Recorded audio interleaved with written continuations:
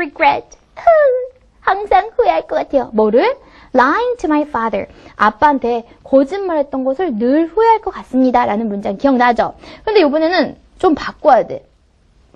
여기서는 regret이라는 단어로 표현했죠. 뭐 후회할 거다라고 얘기를 했는데 이번에는 후회하는 게 아니라 feel bad about. 어떠한 일에 대해서 마음이 안 좋게 느낄 겁니다. 라고 했어요. 그러니까 요거를 이렇게 바꾸면 되고요. 그리고 뭐에 대해서 안 좋게 느끼냐면요. 바로 stealing, 돈을 훔친 것에 대해서죠. 네, 거짓말한 게 아니니까 바로 이렇게 바꿔주면 되고요. 누구한테 뭐를 훔쳤을까요? 바로 brother's book이라고 합니다. 동생의 책을 훔친 거. 그러니까 my father를 brother's book 이렇게 얘기를 하면 될 것 같아요. 그렇죠? 그렇다면 만들어주도록 하겠습니다. I will 나는 이렇게 할 거예요. 항상 마음이 안 좋을 것 같아요 라고 해서 regret을 이렇게 바꿔주라고 했죠. 그러니까 feel bad. 뭐에 대해서? 바로 about 훔친 거에 대해서. 그죠? 누구에게 거짓말한 게 아니라 훔친 거에 대해서니까 about stealing. 뭐를 훔쳤다고요? 내 동생의 책이라고 해서 my brother's book. 그쵸? my brother이라고 해줄게요. my brother's book. 이렇게 하면 일단은 후회되는 사항을 잘 한 센텐스 안에 잘 얘기를 한 거예요. I'll always feel bad about stealing my brother's book. 하면 되겠습니다. 어때요, 여러분들? 일단 기본적인 센텐스가 있으니까 그거를 모방해서 단어만 바꾸면 되니까 그닥 어렵진 않았어요. 이게 다가 아닙니다. 그렇죠? 하나 더 있어요. 바로 이 문장을 바꿔야 돼요. 바로 5번 문장을 살짝 바꿔보는 연습 해보도록 할까요?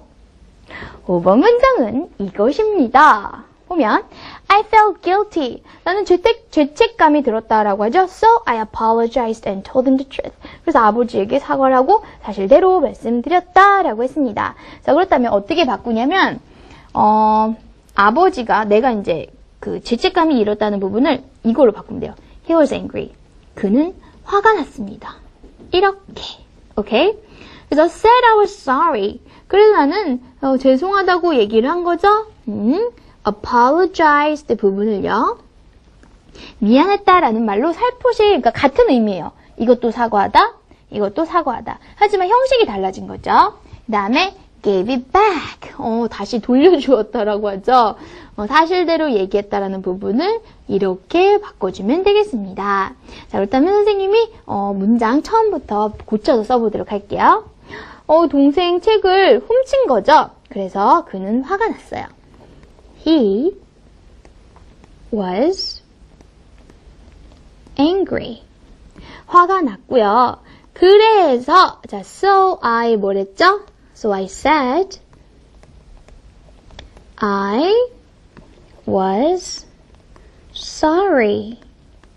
미안하다라고 이야기를 하고요. 그 다음에 중요한 것이 and 이 부분이죠. 그 책을 돌려주었습니다. Gave it back 하면 하나의 완벽한 문장이 완성이 된 거죠. 읽어볼게요. He was angry, so I said I was sorry and gave it back. 자, 이렇게 해서 여러분들과 함께 일단 후회되는 일을 크게 얘기를 했고요. 그 결과 이러한 일이 있었습니다 라는 것을 한 센텐스, 문장 안에 적는 연습을 해보았어요. 처음부터 한 술에 배부를 수는 없어요, 여러분들. 그렇죠? 월요일, 화요일, 수요일 공부하다 보면요. 수요일날 여러분들이 후회되는 일, 내가 배웠던 레슨에 대해서 글을 멋지게 쓸 수 있을 거예요. 와우! 그렇다면 이쯤에서 여러분들에게 참으로 재미난 시간을 선사해줘야 될 것 같아요. 쿵쿵 따 젠트!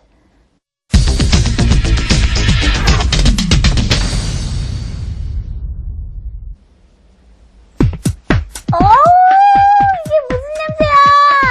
Who farted? 누구야, 누구? 너지. 1, 2, 3, 4. What did you learn? I learned a lesson.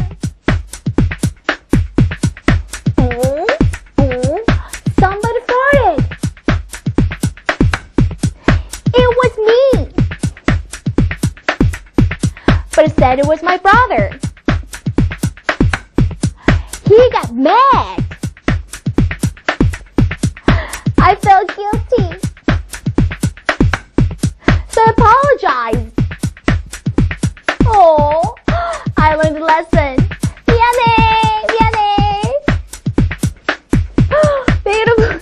미안해. 내가 너가 꼈다고 해서 미안해. 그쵸, 여러분들도 사실 이런 일 한두 번쯤 있는 거 알아요. 학교에서 공부하다가 갑자기 수업 시간에 공기가 이상해지죠?